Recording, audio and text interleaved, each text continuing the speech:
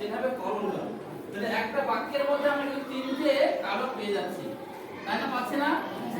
তাহলে দেখো রিমটাকে আমি এখানে আছে রিম করা, আমি যে ক্রিয়াপদ আমি প্রথমে বলেছি বাক্যের সমবিকার ক্রিয়াপদের সঙ্গে, তাই সমবিকার কাটে কাটাকে আমি প্রশ্ন করব কে কাটছে?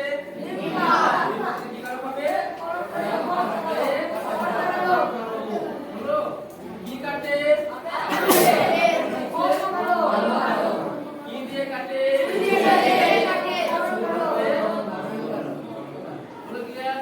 তারপরে কি দেখো রাহাত বাড়ি গিয়ে পড়াশোনা করে।